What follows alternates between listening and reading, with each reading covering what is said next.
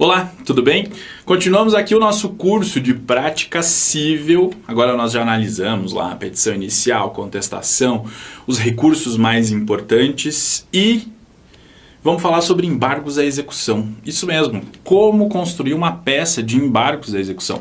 Vai que cai aí na sua prova para você fazer os embargos à execução, você precisa saber quais são os requisitos, o que você pode alegar e tudo mais, quais são os efeitos dessa figura processual aqui, certo? Primeira coisa então, para analisar a nomenclatura. Embargante e embargado, né? Você está falando de embargos de declaração, então é bom você fixar essa nomenclatura aí. Embargante é o autor da ação de embargos à execução e o embargado é o réu nessa ação, né? O réu na ação de embargos à execução é o exequente lá no processo de execução, né? Porque afinal de contas nós estamos tratando de embargos à execução, que é uma forma de defesa do executado. Só que ele vai fazer essa defesa por meio de uma ação própria, que é a ação de embargos à execução. Então, nessa nova ação de embargos à execução, que é uma ação de conhecimento, o que antes era executado agora está no polo ativo, que é o embargante, e que o que lá naquele processo de execução estava no polo ativo, agora vem para o polo passivo. Deixa de ser exequente lá e passa a ser aqui embargado. Ok? Legitimidade. Quem tem legitimidade ativa, quem pode propor os embargos à execução, é o executado. Então, eu tenho um processo de execução por título extrajudicial. E aí, o executado nesse processo de execução por título extrajudicial tem legitimidade ativa para fazer os embargos à execução. E a legitimidade passiva é o exequente. O exequente do processo de execução, então, que está lá no polo ativo do processo de execução, é o legitimado passivo para figurar no polo passivo aqui, obviamente, da ação de embargos à execução. Ok? Cabimento. Quando que cabem esses embargos à execução? Eles são cabíveis contra a execução de título extrajudicial. Vamos sublinhar bem isso aqui, porque isso é muito importante. Se cair lá na sua peça um cumprimento de sentença, por exemplo, você tem que saber que não cabe como meio de defesa os embargos à execução, que daí cabe uma impugnação ao cumprimento de sentença, certo? Então, se nós estamos falando de embargos à execução, nós estamos falando de uma forma de defesa do executado na execução de título extrajudicial. Isso é muito importante. A natureza jurídica. Qual é a natureza jurídica dos embargos à execução? Eles são uma forma de o executado se defender, obviamente, só que eles têm natureza jurídica de ação. Eles são uma ação própria, uma ação de natureza de conhecimento, né? Então, eu tenho um processo executivo e o meio que eu tenho de me defender nesse processo executivo é movendo uma ação contra o exequente, que é a ação de embargos à execução, ok? E considerando que é uma ação, a petição inicial precisa seguir esses requisitos aqui que nós já conhecemos dos artigos 319 e 320. Então, você vai ver essa aula aqui de embargos à execução, você tem que lembrar da aula sobre petição inicial, sobre pedido, sobre valor da causa, sobre causa de pedir, porque tudo aquilo lá se aplica aqui nos embargos à execução, porque é aquela mesma estrutura. A sua petição inicial da ação de embargos à execução tem a mesma estrutura daquela petição inicial que nós já vimos. O que a gente vai ver nessa aula são as questões diversificadas, que são muito próprias dos embargos à execução. Ok? Previsão legal. Onde é que ele está previsto? Está previsto lá no artigo 914 do Código de Processo Civil. Ele vai dizer o seguinte: o executado, independentemente de penhora, depósito ou caução, poderá se opor à execução por meio de embargos. Então ele opõe os embargos à execução como meio de defesa. E ele pode fazer isso independentemente de penhora, depósito ou caução. Isso precisa ficar muito claro, porque tem gente que ainda está confundindo, tá achando que os embargos à execução só podem ser opostos depois da penhora. Isso não existe mais. O CPC de 2015 disse, olha, vai poder opor embargos à execução independentemente de penhora, de depósito ou de caução, certo? Então não precisa ficar com receio de falar em embargos à execução antes da penhora. Não há nenhum problema com relação a isso, é possível a oposição dos embargos independentemente de penhora, depósito ou caução. E o parágrafo 1º vai dizer que os embargos à execução serão distribuídos por dependência. E aqui tem então um detalhe específico que você precisa lembrar, porque se na sua prova cair embargos à execução, você tem que lembrar que eles vão ser distribuídos por dependência. Quer dizer, lá na sua petição inicial, você já tem que endereçar ela ao juízo onde tramita a execução de título executivo extrajudicial, contra a qual você está opondo esses embargos à execução, certo? Aí você vai lá endereçar a sua petição inicial dos embargos à execução para aquele juiz e vai colocar que a distribuição se dá por dependência aos autos número tal, ok? Isso é muito importante, por quê? Porque aqui é a fixação de uma competência de natureza absoluta, porque é competência funcional. Quer dizer, o juízo da execução é o juízo competente funcionalmente para julgamento da ação de embargos àquela execução, certo? Então é muito importante você fazer esse endereçamento correto e dizer lá na sua petição inicial que ela está sendo distribuída por dependência àqueles autos daquela execução. Vai dizer então que eles vão ser distribuídos por dependência, autuados em apartado e instruídos com cópias de peças processuais relevantes que poderão ser declaradas autênticas pelo próprio advogado sob sua responsabilidade pessoal. Então, o que quer dizer isso? Distribui por dependência, só que obviamente os embargos à execução não vão ser protocolados nos mesmos autos. São protocolados por dependência, vão formar autos apartados, certo? E aí você vai ter que, para instruir os seus embargos à execução, retirar cópia de peça dos autos lá da execução por título extrajudicial que sejam úteis para demonstrar aquilo que você está alegando nos embargos à execução, ok? É isso que está dizendo o parágrafo 1º do artigo 914. Conteúdo. O que você pode alegar nos embargos à execução? Porque também você não pode alegar qualquer coisa, né? Tem ali um rol de conteúdos que você vai poder alegar na sua petição inicial de embargos à execução. E esse rol está lá no artigo 917. Vai dizer que você pode alegar inexequibilidade do título ou inexigibilidade, e olha que difícil, inexigibilidade da obrigação. Então você vai poder alegar que o título não é exequível ou que a obrigação não é exigível. Se houver, obviamente, como demonstrar isso. Porque, obviamente, que se o título não puder ser exequível ou se a obrigação não puder ser exigível, está faltando aí um dos requisitos do título para que ele seja título executivo, certo? Então, você vai poder alegar isso aqui nos seus embargos à execução. Pode alegar também penhora incorreta ou avaliação errônea. A gente viu lá que cabem embargos independentemente de penhora. Mas se já tiver ocorrido penhora, quer dizer, penhora não é obrigatória, mas se já tiver ocorrido penhora e essa penhora tenha sido incorreta, penhorou um bem que não poderia ter penhorado ou desrespeitou a ordem de preferência na penhora de bens, você pode alegar isso nos seus embargos à execução. Ou mesmo quando se faz uma avaliação equivocada do valor dos bens que estão penhorados.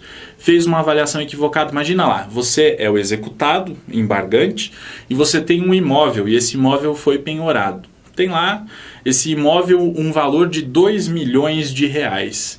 E quem avaliou o imóvel, avaliou como valor de 500 mil reais. Quer dizer, há uma avaliação que te prejudica nesse caso. Então, você pode alegar essa avaliação incorreta nos seus embargos à execução.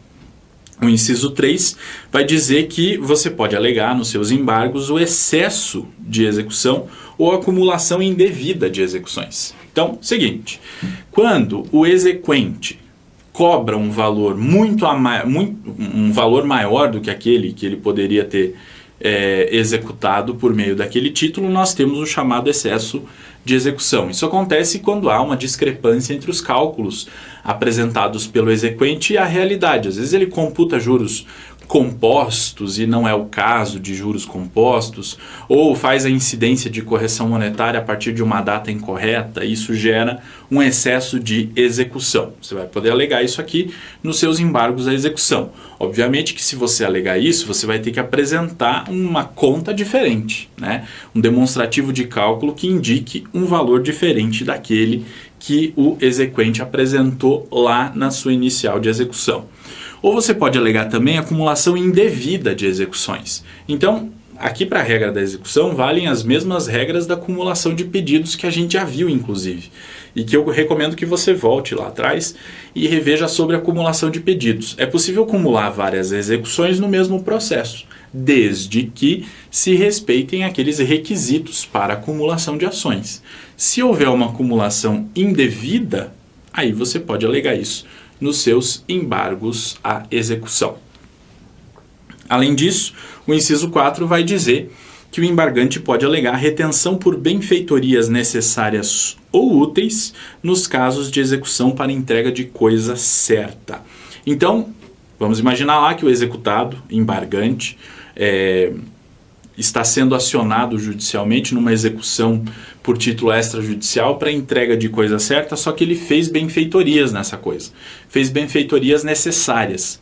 E aí ele pode, nos seus embargos à execução, alegar que ele está retendo essa coisa por conta das benfeitorias que ele realizou. E ele só vai entregar a coisa após a indenização dessas benfeitorias, úteis ou necessárias. E o meio para se alegar isso é o dos embargos à execução.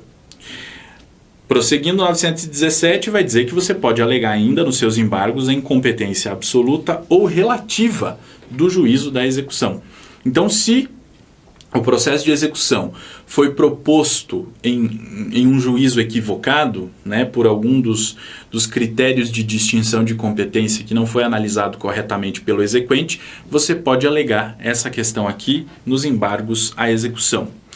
Ou o inciso 6 vai dizer que você pode alegar ainda qualquer matéria que lhe seria lícito deduzir como defesa em um processo de conhecimento. Então, esses são os tópicos que você poderá alegar nos seus embargos à execução. Nada além do que esteja previsto aqui no artigo 917. Sempre lembrando o seguinte, esse inciso 6 aqui, ele dá uma abertura interpretativa bastante grande, né? Então, você pode alegar qualquer matéria que você poderia alegar num processo de conhecimento. Você pode alegar nos embargos à execução. Obviamente que essa matéria tem que dizer respeito àquele título executivo que está sendo cobrado naquele processo de execução a partir do qual você vai opor os embargos à execução, ok? O parágrafo 1º vai dizer que a incorreção da penhora ou da avaliação poderá ser impugnada por simples petição no prazo de 15 dias contado da ciência do ato. Aqui ele dá mais uma possibilidade. Quer dizer, se você quiser, você pode alegar a incorreção da penhora ou da avaliação por simples petição lá no processo de execução. Não precisa necessariamente fazer isso nos embargos à execução, mas se você for fazer embargos e já tiver havido penhora, você pode incrementar com mais essa alegação aqui, ok? E por que isso? Por que esse parágrafo 1º traz esse parágrafo 1º traz o dispositivo aqui de que pode ser impugnada por simples petição?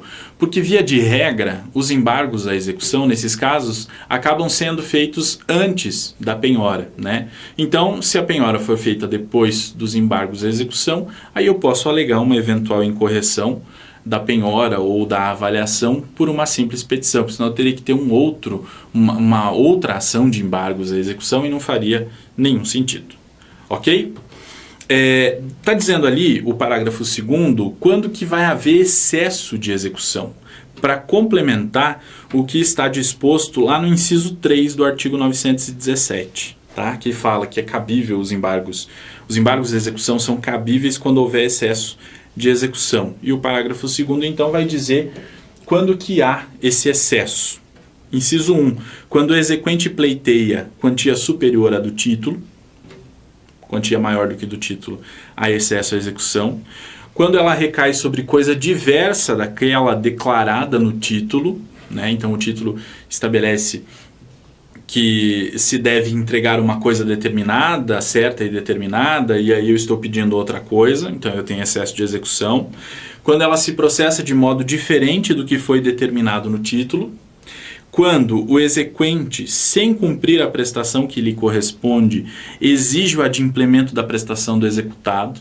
Então, obviamente que se no negócio estabelecido entre as partes, o exequente tem que prestar uma obrigação anterior para daí criar a obrigação do executado, se o exequente imediatamente executar e tentar obrigar por meio do processo executivo que o executado faça ou cumpra a obrigação que ele deveria cumprir, o executado então poderá fazer os embargos da execução e dizer, olha, há um excesso de execução aqui pelo seguinte, o exequente deveria ter cumprido uma prestação anterior e ele não cumpriu.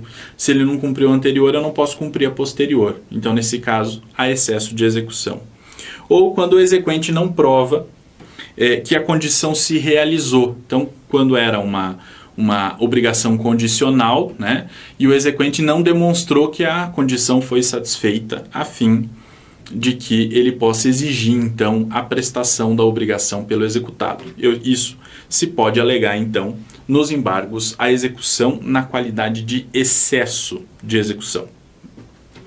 O parágrafo 3º continua especificando isso e vai dizer o seguinte, quando alegar que o exequente, em excesso de execução, pleiteia quantia superior à do título, o embargante declarará na petição inicial o valor que entende correto, apresentando demonstrativo discriminado e atualizado de seu cálculo.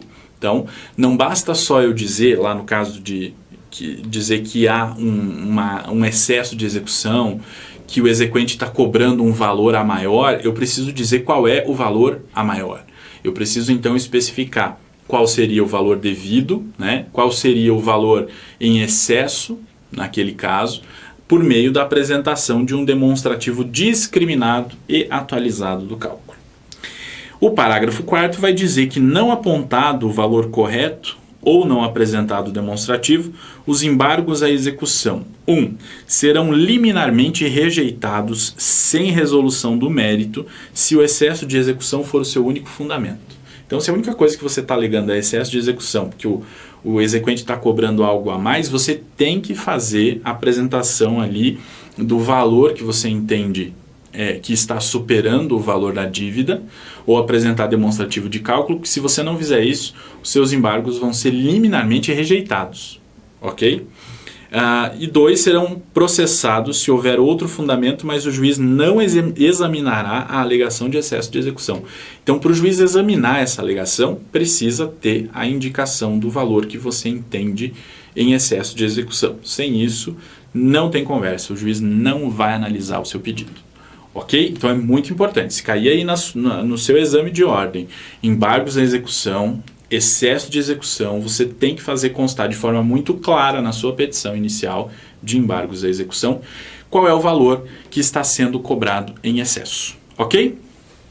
Efeito suspensivo. Os embargos à execução podem ter efeito suspensivo, quer dizer, eles vão suspender o andamento da execução ou das medidas constritivas no processo de execução. E isso vai acontecer quando estiverem presentes os requisitos estabelecidos pela lei. A regra geral está lá no caput do artigo 919. Os embargos à execução não terão efeito suspensivo. Essa é a regra geral. Quer dizer, para ter efeito suspensivo, você precisa demonstrar os requisitos que estão previstos no parágrafo 1º.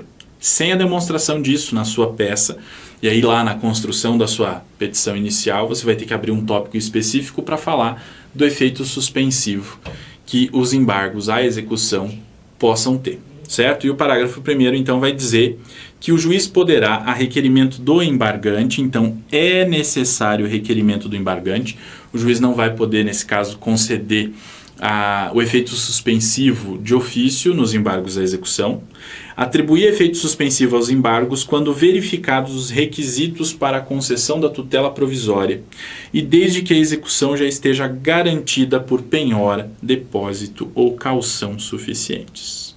Olha só os requisitos. Tem que estar presentes, então, os requisitos da tutela provisória. Então, na hora de fundamentar o seu pedido, né? Você tem que mostrar, para que você tenha o efeito suspensivo atribuído aos seus embargos, você tem que demonstrar que estão presentes os requisitos da tutela provisória. Então volta lá na tutela provisória, faz a análise deles, mostra para o juiz que os requisitos estão presentes e mais do que isso, tem que ter garantido a execução por meio de penhora, depósito ou caução. Sem isso, o juiz não vai determinar a suspensão do processo de execução, só se estiverem presentes esses requisitos. Os requisitos para a concessão da tutela provisória e a garantia da execução. Com isso, você vai ter aqui deferido o efeito suspensivo.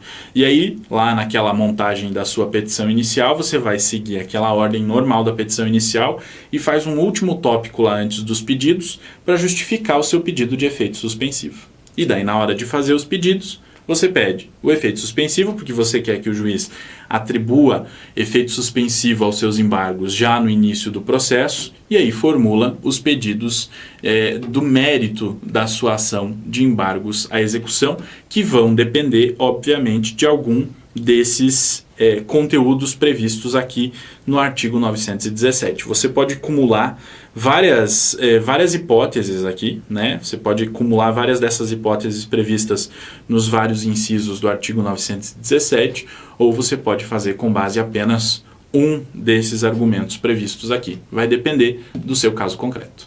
Ok? Era isso que nós tínhamos para falar sobre embargos à execução. Espero que tenha sido claro, espero que você tenha gostado e nós nos vemos na próxima. Até lá!